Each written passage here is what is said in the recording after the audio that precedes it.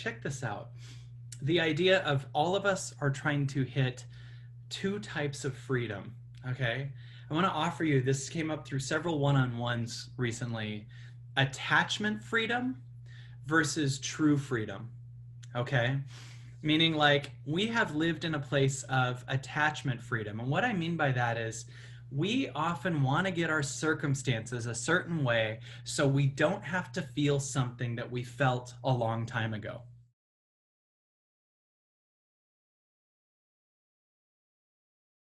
All of us have experiences where we felt trauma, and so we try to get our circumstances in a way so we don't have to feel that again.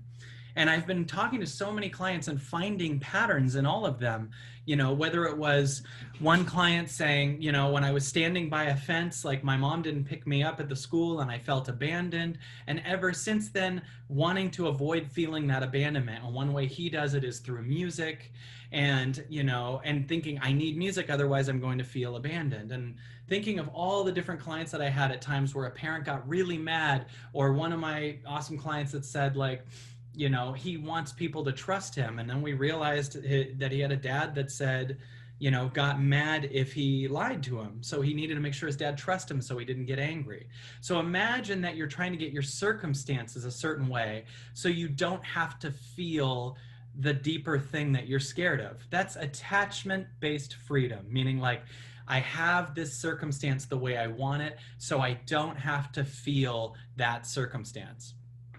So then there's true freedom, which is where you transcend and get past the part of you that felt the trauma in that, right? So most of us have spent most of our life being in attachment freedom, finding relationships with the people that feel like that blocks the feeling of the trauma that you have to feel. Like, oh, this person is with me so I don't have to feel abandoned. In fact, often we look for the type of people that might abandon us because they feel familiar. And then what our ego does is it tries to very much keep them, because it both feels the high that they're here so you're not abandoned by them, and the horror of them leaving is where you feel the abandonment.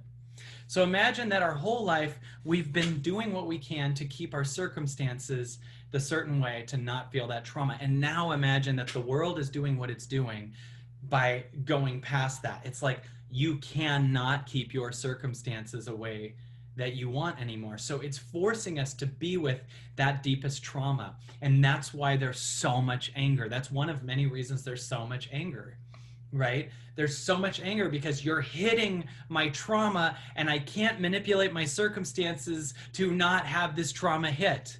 So, in one way, there's actually something birthing here that's really big.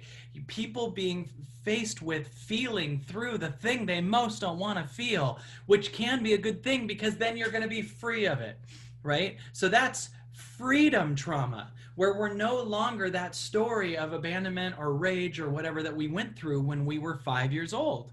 Because right now, everyone's feeling the rage. So if you notice what's going on in the world and it's bringing up rage for you, that's because you don't get to manipulate your circumstances enough to avoid this feeling, right? We've had it where we didn't have to, in certain ways, fully feel our circumstances or our truth, because we could always, many of us could manipulate our circumstances just enough. Right? Just, you might be broke, but like now life gives you credit cards that you can just go into enough debt and be in a position where, okay, or the relationship's not good, I can just manipulate this and get in another relationship and not have to feel myself. We can keep manipulating circumstances. And now look at it like the world is finally like, all of us have to face our biggest shit. All of us have to, and it doesn't matter how, whether it's through looking at a crazy racist society, whether it's looking at the hate that's inside of all of us, whether it's looking at not being able to know for sure where the money's going to come, which forces us to be not loved to our parents, whether what the hell it is, all the shit's coming up. And I, on one level, love to focus on what's going on in the world, but on another level, ask myself, what can I contribute vibrationally by fucking clearing out what's coming up in me? That, to me, for me, is the best contribution I can make, is going, what is in me that is not me, because a new world could exist that I don't have that buried shame, rage, judgment, hate. All of us have that, right? So there's one level where there's a group of people that are out there and they're fighting, and that's amazing. And then there's people internally fighting too. We're all doing everything we need to do, and no matter where you are, we're all growing. We're all growing. Everyone is stepping forward, and growing doesn't always feel good. In fact, growing doesn't feel good 90% of the time. Growing is like, shit, how do you find who you truly are? Well, you have who you're not pulled from you. And if you thought who you weren't is who you were for a long time, like, it's death to you. So we're all feeling the lie of death. And the only thing that can die is what you thought you were that you're actually not. If that part didn't have to die, if your external circumstances didn't fall apart, then you wouldn't have to face you. You wouldn't have to, because you can keep negotiating. But now they're starting to take our ability to go to our vices away. You can't go to a bar at night. You can't even like just go to a dating site and date someone else. You're quarantined. You can't get away from the fact that there is so much repressed hate inside of people. You can't get away from the fact that we are not treating people right. You can't get away from the fact that we can't close our eyes to this bullshit anymore. It's in your face. And some people are like, who have I become? Like, this is a thing. Every person at one point will be like, who have I become? And there's two levels of forgiveness. One is when you don't like who you've become and you get forgiveness from a person that you feel you've done something to. But then the other one is when life shows you and you didn't see it. And it's not like you technically did anything wrong. It's like you don't like what you are. And then you see it so clearly that it's like you look from a new lens that's a different version of you, that's a new version of you. And then it flushes it out and you go, I don't want to be that again for me. It has nothing to do with, did I get forgiveness from someone else? I don't want to be that anymore, right? That's not me. This is what is happening when you see the real you. That's what happened to me at the darkness retreat, right? When I'm just stuck with myself in pitch black darkness for 10 days, there is no getting away from it, right? And it was like, there's two ways you can change your world. One is you change the outside, but it doesn't matter because the inside is still the same thing that created the outside. So no matter how much you try to change the outside, if you don't change the inside, you're just going to create another of the same outside. You get what I'm saying?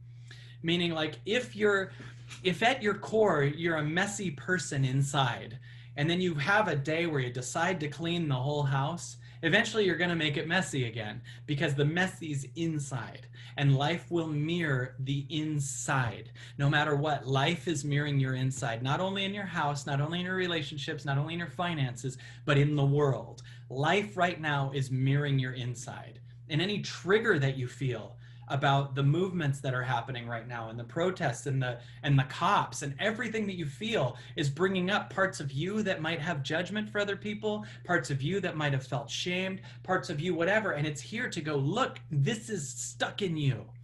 So instead of just changing the outside, let's change the inside. Let's look at what's going on, because no matter how much we change the outside, if we don't change the inside, we're going to get more of the same outside. We're going to get more of the same outside. So there's one level that we change the outside, and there's another level where we sit with ourselves. We sit in meditation. We sit and we do the work, and we sit with ourselves and go, what is not me? Oh, look at me. I'm an addict. I go to addictions to not face the fact that I didn't feel love in my past, or that I feel like I've been a shitty parent for sometimes. Oh, look, I'm totally constantly living online so that I don't have to hear myself. Oh my God, look at me. I'm, on whatever. We could be like, I'm on 17 dating sites, or I'm on whatever. I'm doing all the things I can. I'm massively overeating. I'm crazy. I'm doing all this. I don't want to be that anymore, right? And the way you actually transcend something is staying in the room with it, without a distraction, without an addiction taking you away from it, until you look at it through new eyes. And the longer you meditate, the longer you sit with yourself, it moves from one set of eyes to a new set of eyes. Do you get what I'm saying? It moves from one set of eyes to a new set of eyes. The longer you sit there, eventually you move from being the pattern to the observer of the pattern. And once you become the observer of the pattern, you see it. And once you see it, it no longer serves you to be it. So you might keep it going a little bit, but eventually it has to leave because it's not you anymore. You're the one who sees it. And the longer you sit there, the more you bring in another level of source looking at it, and another level of source, and another level of source. And then eventually you see the whole world. One thing I discovered in the darkness retreat was it was easier to forgive the entire world, including me, than just me. I actually noticed this me that felt compassion for everyone that had the same judgment that I had for myself. And I was just thinking about like all of the dads that realized they were on the phone and missed a moment with their kids, or all of the moms that are, you know, wanting to do the things right, and all of the, you know, all of the speakers, all of the, everybody in the world, like all the people that are so fucking hard on themselves and feel they can't forgive themselves. Oh my God, it was so easy for me to feel forgiveness for them. And I just felt tears and release for them, and noticed I was feeling forgiveness for myself too, because we're all the same thing. And I noticed it was easier to forgive the whole thing than just me. To forgive myself was like, I'm separate from everyone. I gotta like hone it in and stare at myself, right? But if you're connected to source, it's looking at everything. It stops looking at just you. It starts to see the world. And the more you connect to source, the more you're looking at the observer of the observer. Then you're like the observer of all of our patterns, the observer of everything, right? So that's what I found to be true. It was like, don't try to just forgive yourself. Don't try to forgive the other people you feel did stuff to you. Look at the collective, and look how easy it is to forgive someone else who's done things that you don't like that you've done about yourself, and how easy it is to see it's someone else. It's easy. So you just felt bad for them, and like, don't hate yourself so long. You're doing great, right? You just felt for them. Don't hate yourself so long. You're doing great. Don't just look at yourself through other people's judgment that keeps you in that way, or your parents' judgment.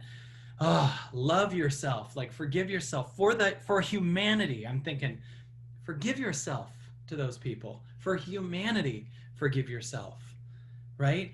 Forgive others for humanity. We could walk into the world tomorrow a little bit with more love. And quantum physics shows that if you bring that new consciousness to yourself, you start to bring it to the world. In other words, literally when you meditate, you're affecting your neighbor. You're affecting the people down the street. A new level of love is louder in the collective when you do that, right? So one of the things that's also happening is there is a massive amount of people who are meditating, who are connecting to themselves, who are like, in this time, people are stepping up to joining groups and yelling what they want and being in their truth and fighting and saying something and speaking out. And other people are being seen and looking at themselves, and then other people are just going, okay, this is my calling. Like, for me to look at the news, it's so chaotic right now that it goes, okay, meditate, meditate, meditate, create. Today I colored a picture of a cat. Like, I was just like painting, and I was meditating. I was sitting with Vivi. She was coloring with her markers a cat, and I was like, I'll do one. And I was meditating. I was doing art, and I was like, this isn't like me to, it was really good. Like, I was like, it was so pretty. And I was like, like, I'm just here creating, and this is doing something too. It sounds crazy to think in a time of injustice, go color a cat, but it is. It's like, bring a vibrational higher version of you to the world, right? One of the things we have to do is, if you're here, if you're someone that has this much awareness to want to hear this, bring the most creative, artistic, loving version of you to the world, right? Bring a Mr. Rogers to the situation. Bring a Martin Luther King to the situation. Bring compassion. Bring a Picasso, right? Let's remind ourselves, right? Valerie Ann, one of the greatest painters in the world, who your painting is right up against my piano. Like, bring your art to the world. That like move, if you were in a fighting vibration, but you feel it's a higher vibration to be a loving vibration, bring that up.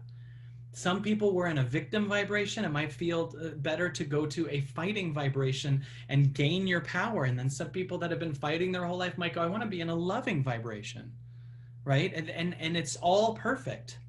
All of them are perfect. We're all moving up. We're all moving up. And even if you're completely ignorant to all this and don't know what's going on and are just chilling at your house and doing nothing and know nothing about vibration and consciousness, you're in the game just as much as everyone else, right? All of us are, right? All of us are in this together. So what's your highest? What's your freest? Is it just being with the shame, the pain, the judgment, the hate, the joy, the fear, the excitement, all of those things that's coming up? What is your truest you right this second? Feeling a meditation for that, feeling compassion for that. What is the greatest version of you right now? What is it? What is it? What is the greatest version of you right now? That's what we need.